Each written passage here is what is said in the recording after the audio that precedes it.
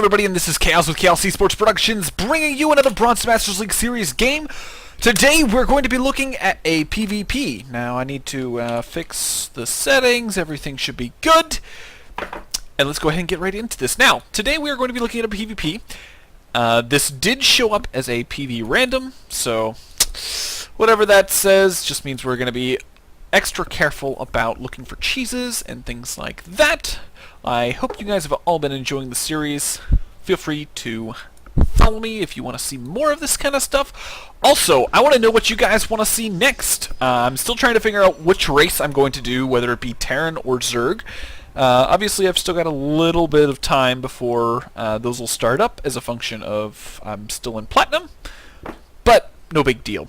So, I do want to make a quick comment about the whole getting replaced into Platinum. So Blizzard, when they did all of the updates with the new season, they went ahead and implemented a slightly more stricter tolerance for what you got placed in based on where you were last season.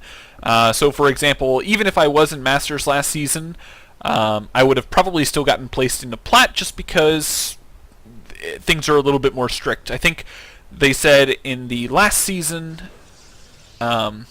they had 8% of the total population in Masters, which obviously in the past it's more like been 2, so they're kind of going back to that more strict style for ladder placement. So don't feel too bad if you got placed in a lower bracket this time. It's just a matter of, you know, Blizzard saying, hey, need to pull the reins back.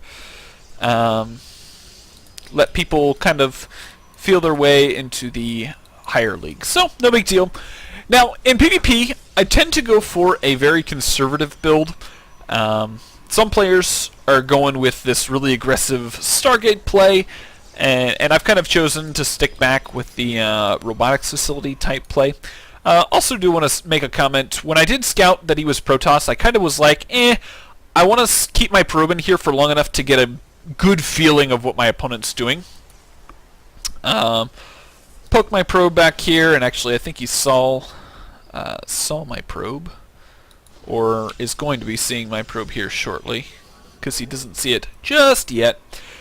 But anyway, so back at home, just going to be doing a fairly standard build. Now, keeping 2 guys in gas for the initial portion of this, and then I get the third one in a little bit later, and then going to go straight into the robotics facility because we want to know if he is cheesing.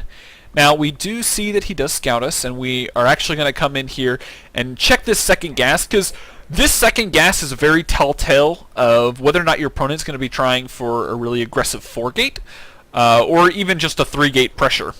So, if he is choosing to go for no gas, you're probably going to be seeing something that's a fairly aggressive build. So, go ahead and sending everything back home. Want to make sure we're getting up ready for this aggression. Also going to be getting a stalker out because we know it's coming. So yeah, went ahead and got the mothership core out fairly early because mothership cores are a very crucial defense mechanism of the in order to defend a 4-gate or even some 3-gate pressure. And then going to be immediately getting out an immortal as quickly as possible. Now, generally speaking, the immortal will pop out, assuming you're not pylon blocked, will pop out around the 6-minute mark.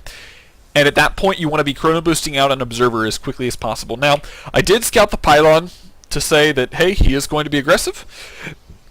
So we do know that that is coming our way. So we're going to be wanting to chrono boost out this immortal shortly. Now, we sent our mothership core and our stalker over just to try and get some things done, get a couple shots off the stalker, and we see that he's already got his warp gate research done, so we know he's planning on, you know, being aggressive.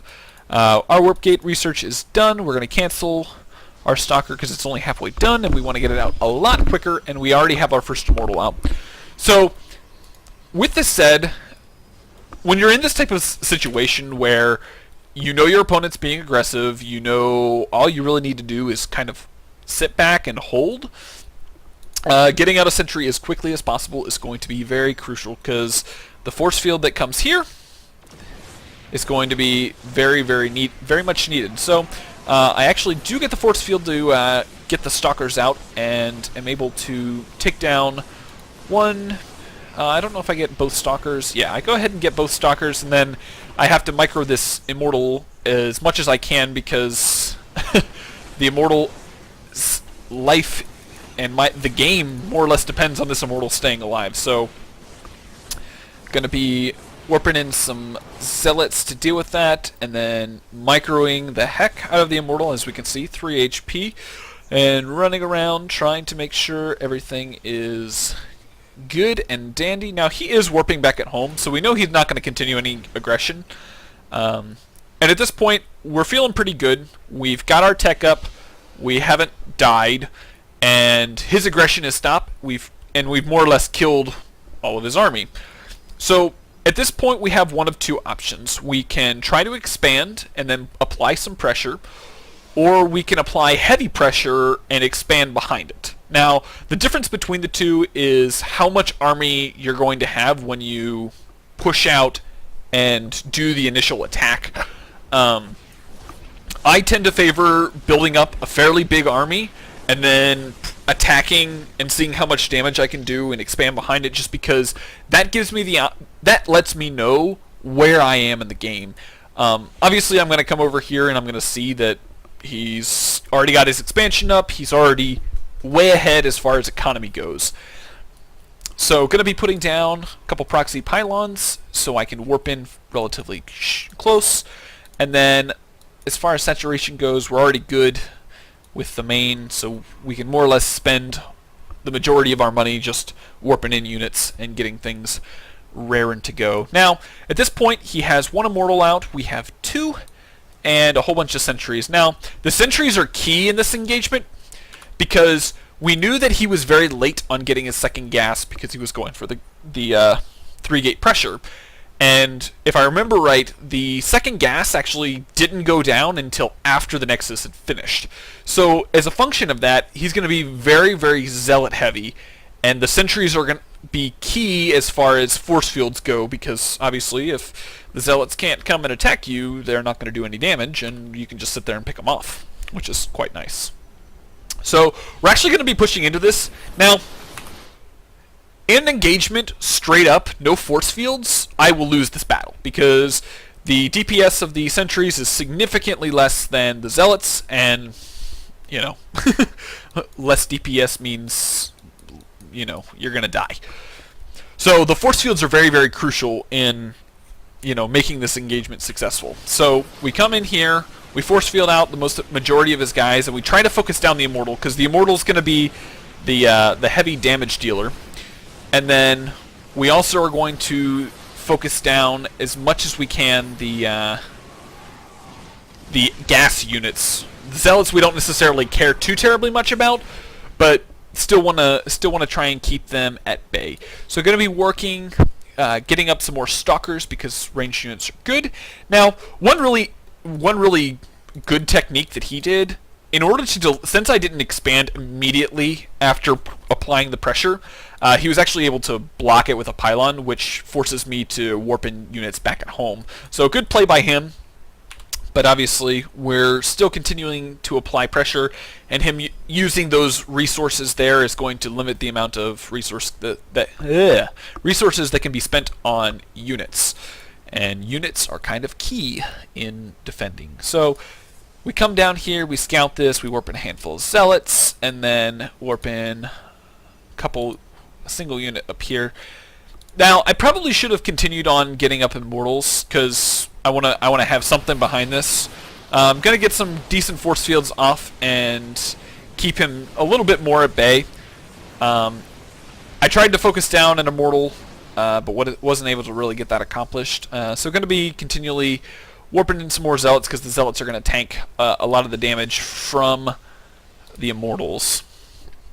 Now let's go ahead and speed it up and get it. I wait until the photon overcharge is complete before I move in again, because obviously the photon overcharge does a lot of damage, and we definitely don't want to have to deal with that. So we wait till that's done. Now, if you look at these armies, and actually, let's see, if we look at the army values, we see that we're just a little bit ahead as far as minerals and gas that's, in our army.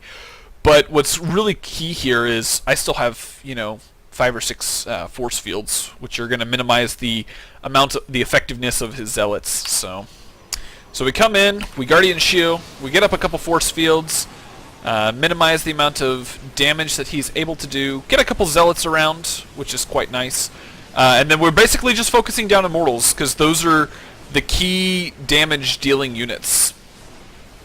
He is going to be not effectively using his own immortals, since they're focusing down the zealots as opposed to the stalkers, but at this point we've put ourselves into a really, really good position, because we're able to focus down all of his army and minimize the amount of damage that we took, and he's pulled all of his probes, which means, if we look at the units lost tab, you can see he's lost a significantly more amount than I have, even though he was the one being the aggressor early game.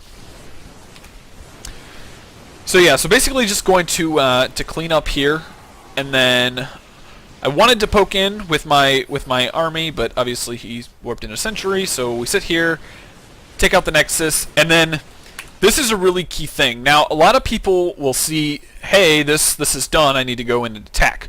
But if there are pylons just chilling here, this means that he is definitely going to get supply blocked like super fast. So we definitely take the time to go ahead and take out these pylons. Because not only does this reduce his supply, but it also forces him to use resources on building pylons as opposed to building army. So always take down as many pylons as possible if given the opportunity. Now, he does force field out a good majority of my units. The fact that the zealots got force fielded out is kind of a big deal. But one thing that I did is he chose to move in with all of his units, and I was just like, well, if you're going to move in with all your units to try and take out my immortal, I'm going to go ahead and force field the top of the ramp, so these units kind of get squashed here in the middle, and that allows me to focus down his immortal once his force field gets finished. So, real easy way to pick up a few extra kills. Mothership core is dying, unfortunately. Building some more stalkers. Now, the reason I'm building stalkers as opposed to zealots is because, obviously I've got a fair amount of zealots, but with this photon overcharge, I'm going to need to be able to deal the range damage as opposed to just hand-to-hand combat. Get some decent force fields off, able to take out the last immortal, so he's only got one immortal. We're still rocking one ourselves. And at this point, it's just kind of a micro battle because, we've done so much damage. We're starting to get more probes. We're starting to get saturated on our natural. We're in a very, very good position, and there's really no way we can screw this up. And at that point, he calls it GG, and that is it. So, overall, this game boiled down to very, very good scouting and understanding what our opponent was doing as a function of that scouting. It's kind of one of the things that gets overlooked a lot. People are just like, yeah, I want to sit back in my base, build a big army, and go kill my opponent. But you really have to tailor what you're doing to what your opponent is doing. So, I hope you guys enjoyed that. Feel free to leave any comments down in the comment section below. If you've got any questions, feel free to put them in the comment section below, or feel free to tweet me them at my Twitter account in the description. Also, if you want to see these games live, feel free to follow my Twitch account, also in the description. And yeah, I think that's all I've got for today. So, I hope you guys enjoyed. If you're new, feel free to subscribe, and I will see you all next time.